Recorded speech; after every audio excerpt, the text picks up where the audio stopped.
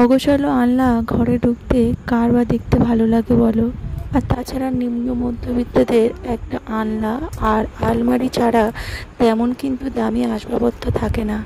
ঠিক এটা অগোছালো হয়ে পড়ে বেশ কিছুদিন দিন পরে, যখন আমাদের কোনো অনুষ্ঠান পড়ে তখন ঠিক রাখতে পারি না, কোথা থেকে কোথাও একটা জামা কাপড় বের করে নিই। তো সেই অবস্থায় আমারও কিছুদিন হয়েছিল।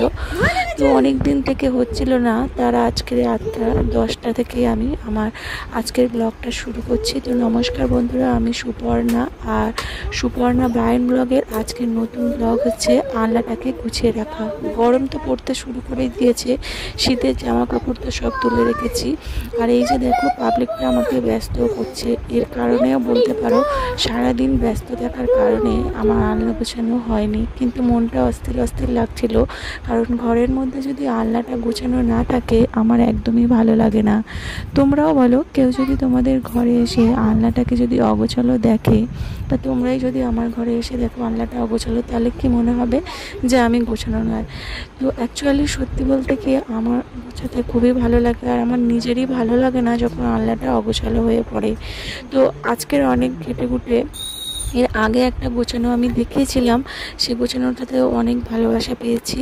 তো সেই গোছানোটা থেকে এটা এখন বেটার, কেননা আমি গুছিয়ে নেওয়ার পরে বেশ কিছুদিন পরে দেখছি যে এটাই বেশি ভালো। আর আগের যে ভিডিওটা দিয়েছি তার আগে আমি কিন্তু এইরকম গুছাতাম।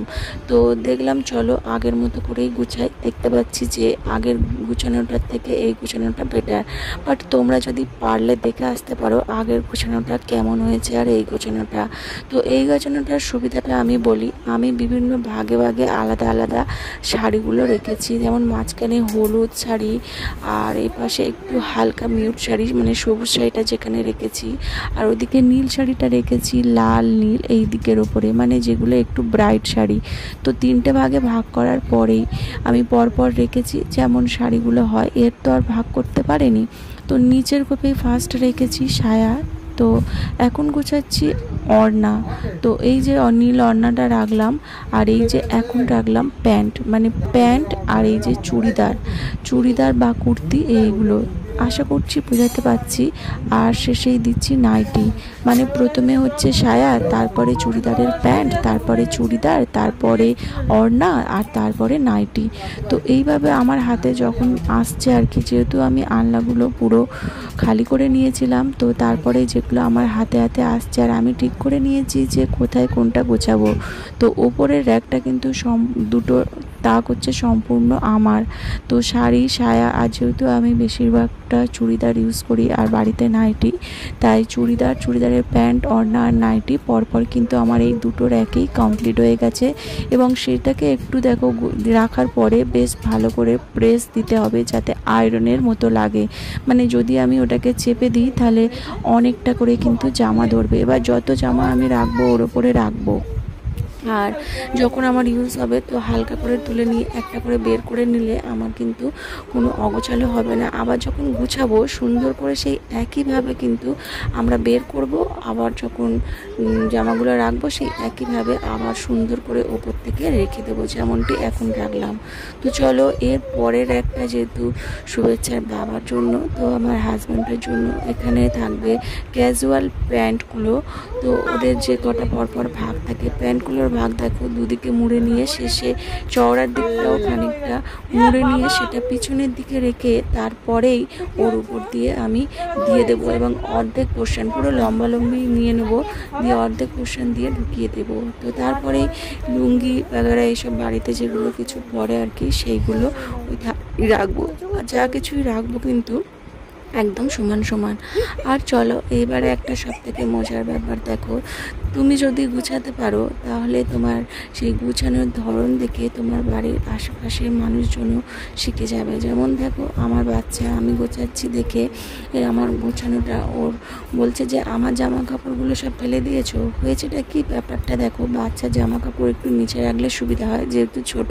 আর আমি এদিকে এসে আলনা থেকে কিছু বের করেছিলাম, সেগুলো রাখতে গেছি, তার ফাঁকেই ও কাজ শুরু করে দিয়েছে যে কি ওর জামাগুলোকে নিচে ফেলে দেওয়া হয়েছে। অ্যাকচুয়ালি আমি খালি করেছিলাম সব আলনাগুলো, তো প্রথম দিকে দুটো র্যাক খালি করে আমারটা রেখেছিলাম। আর ওর বক্তব্য শোনো।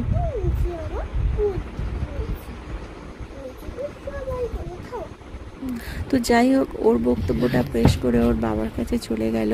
তো আমি তো 10টা থেকে লেগেছি, এত রাত্রে লেগেছি, ভাবছিলাম কবে থেকে আলনাটা অগোছালো হয়ে পড়েছে, তো কবে গুছাই করে গুছিয়ে উঠতে পারছিলাম না আর কি। তো এদিক ওদিক কাজকর্ম, তারপরে একটা মনের ব্যাপার থাকে, তো সব সময় সব কিছু হয়ে ওঠে না। তবুও আজকে লেগেই পড়লাম যে না, গোছানো আমার ঠিক হচ্ছে না। এরকম গোছানো থাকলে না মনটা শান্তি লাগে না। মেয়েদের বিয়ের পরে এই বেডরুমটাই সব থেকে একটা শান্তির জায়গা থাকে, আশা করি সবারই তাই। তো সেই জন্যই আমি এই ঘরটাকে সবসময় চেষ্টা করি গুছিয়ে পরিপাটি করে রাখতে। তো মেয়েকে একটু বকাঝকা করে দিলাম, আবার বেশ ভালোও লাগলো যে কিছু কিছু ক্ষেত্রে দেখি ও আমার গোছানো দেখে শেখার চেষ্টা করে। তো যাই হোক, এরপরে ওর এক ধারে আমি যেটা রাখলাম ভালো ফ্রকগুলো, আর এটা ফ্রক সেট, মানে ফ্রক জামা আর প্যান্ট যেগুলো সেট, সেইগুলোই রাখলাম। আর তারপরেই রাখলাম গরমে যেগুলো হালকা ফুলকা ড্রেসগুলো পরে সেইগুলো, আর কিছু এবারে এই ধারে যেগুলো রাখবো বড় বড় প্যান্ট আর গেঞ্জি। এখন একটু মাঝে মাঝে কী বলো তো, হালকা একটু যখন বাইরে বেরোচ্ছি একটু হাওয়া বাতাস খেলে, সেই জন্যই ওগুলো কিন্তু রাখি। আমি একদম সব শীতের জামা তুলে রাখি, কিন্তু হালকা ফুল প্যান্টগুলো কিন্তু আমি সাইডে রেখেই দিই। তো ফাইনালি দেখো আমার মেয়ের র্যাকটাও গোছানো হয়ে গেল। এবার যে সমস্যা হয় যেগুলো হাফ প্যান্ট, তো হাজব্যান্ডের হাফ প্যান্টগুলো রাখার ব্যবস্থা করেছি একদম পিছনে। সামনে রাখলে খুলে পড়ে যায়, তো পিছনেই শুধু ওই কটাই রাখছি, পিছনে তো তেমন রাখা হয় না। এইবারে যেটা আমাদের সমস্যা হয়, গামছা বা টাওয়েলগুলো কোথায় রাখবো। তো আমার হাজব্যান্ডের র্যাক যেহেতু ওখানে রেখেছি, জামা রাখিনি, জামাগুলো পাশে রেখে রাখবো। তো ফুল প্যান্ট আর লুঙ্গি আর একটু ক্যাজুয়াল প্যান্টগুলো রেখেছি, তাই একটা দিকটা ফাঁকা ছিল, সেখানেই আমি টাওয়েল আর গামছাগুলোকে সুন্দরভাবে রেখে দিলাম। তো চলো দেখো, এইগুলো আমার অপ্রয়োজনীয় জামা কাপড় বা কিছু কিছু ছোট জামা কাপড়, যেগুলো কিন্তু আমি এই সেলাই মেশিন দ্বারা অনেক কিছু কমপ্লিট করতে পারবো, তো সেগুলো আমি গুছিয়ে রাখবো। আর ফাইনালি দেখো, আজকের পর্যন্ত আমি এই র্যাকটাকে এইরকম গুছিয়েছি। একদিনে সম্ভব না হলে দ্বিতীয় দিনের জন্য রেখে দাও। আর ছোট ছোট জামা কাপড়গুলোকে একটা ঝুড়ির মধ্যে রেখে দিয়েছি, যে একদিনে আমার এইগুলো হবে না, এইভাবে কী বলে তো মনটা ভেঙে যায়। তো সেই জন্য আমি একটু ভাগ ভাগ করে নিই। আর এই যে দেখো, এই যে জামা কাপড়গুলো আমি আর আজকের গোছাবো না, কেননা 11টা বেজে গেছে। তো পরের দিন সকালবেলায় যথারীতি চলে এসেছি কিছু কাজকর্ম সেরে নেওয়ার পরে। তো যেহেতু আমার অন্যান্য জানলার জামা কাপড়গুলো গোছানো হয়নি, যেমন ধরো এই জামা কাপড়গুলো তো আমি নিচেই রেখে দিয়েছিলাম, রাত হয়ে গেছিলো বলে। তো পরের দিন সকালে ভাবলাম ফার্স্ট আমি এইগুলোর ব্যবস্থা করি কোথায় গুছিয়ে রাখবো। তো এইগুলোর রং ভালো রয়েছে, কিন্তু তেমন একটা পরি না, তাই ভাবছি কিছু ডিআইওয়াই করে কিছু জামা কাপড় বা কিছু প্রয়োজনীয় জিনিস বানিয়ে ফেলবো। তো তার জন্য এগুলো ফেলে না দিয়ে আপাতত গুছিয়ে রাখলাম। এবার পরের দিন একদম দেখো, এখন বিকেলবেলা হয়েছে, আর কিছু জামা কাপড় কেচে দেওয়ার পরে জামা কাপড়গুলো আমি তুলে এনেছি। তো এইগুলো তো আমাকে আলনায় গোছাতে হবে। তো চলো, আমার গোছানো আলনার উপরেই কী করে এই জামা কাপড়গুলো রাখি সেটাও কিন্তু দেখে নাও। তো প্রথমেই আমি যেগুলো, বেশিরভাগটাই তো নাইটি পরা হয়, তো নাইটিগুলো যখন ভাঁজ করব তখন কিন্তু সোজা করে নেব, কেননা যদি উল্টো নাইটিটা আলনায় থাকে তাহলে কিন্তু একদমই দেখতে ভালো লাগে না। আলনা মানে আমাদের ঘরটাকে কিন্তু অনেক সৌন্দর্য বাড়িয়ে তোলে, সেটা যদি একটু কালারফুল হয় তাহলে কিন্তু বেশ ভালোই লাগে। তো তাই আমি আলনাটাকে একদম গুছানোর জন্য জামা কাপড়গুলোকে বেশিরভাগটা সোজা করে রাখি। হ্যাঁ, কোনো এক সময় হয়তো হয়ে ওঠে না, তখন আমি মানে উল্টোভাবেও রেখে দিই। তো চলো, এইবারে হচ্ছে হাজব্যান্ডের শার্টগুলোকে ব্যবস্থা করি। এইগুলো কিন্তু সামনে আমাদের বেশিরভাগই লাগে, বিশেষ করে ডিউটি যাওয়ার সময় ওরা হুটোপাটি করে বের করে। তো এই রকম না, হ্যাঙ্গারে আমি আগেরবারেও ঝুলিয়েছিলাম, তো বেশ কিছু প্রবলেমে পড়তে হচ্ছিলো। তো সেই সমস্যার সলিউশনের জন্য আজকে তোমাদেরকে একটা নতুন টিপস দেখাবো। তো চলো, প্রথমেই আমি এই যে হ্যাঙ্গার থেকে জামা কাপড়গুলো সম্পূর্ণ পুরো বের করে নেব, কেন আমি হ্যাঙ্গারগুলো একদমই রাখবো না।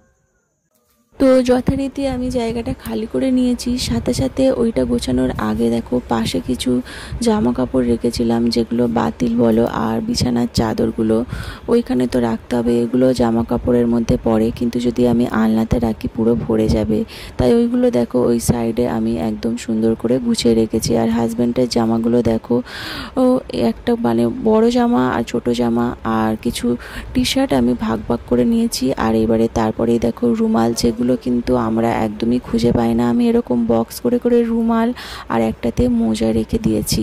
তো এইভাবে গুছিয়ে রাখলে সুবিধা হয় নিতে। আর ফাইনালি দেখো ঝুড়ির মধ্যে তো আমি ছোটোখাটোগুলো রেখেইছি, যেমন ধরো মেয়ের বেশিরভাগটা ছোটোখাটো জামাগুলো থাকে আর আমাদের নিজেদেরও থাকে, সেটাতে ঝুড়ির মধ্যে রেখেছি। আর হাজব্যান্ডের এই যে শার্টগুলো রাখার নিচেই ঝুড়িটা রেখেছি।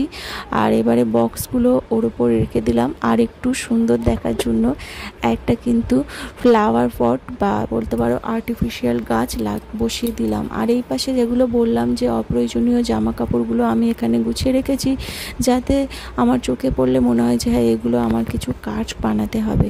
তো চলো ফাইনালি আমার আলনাটা কেমন সাজানো হয়েছে দেখাই।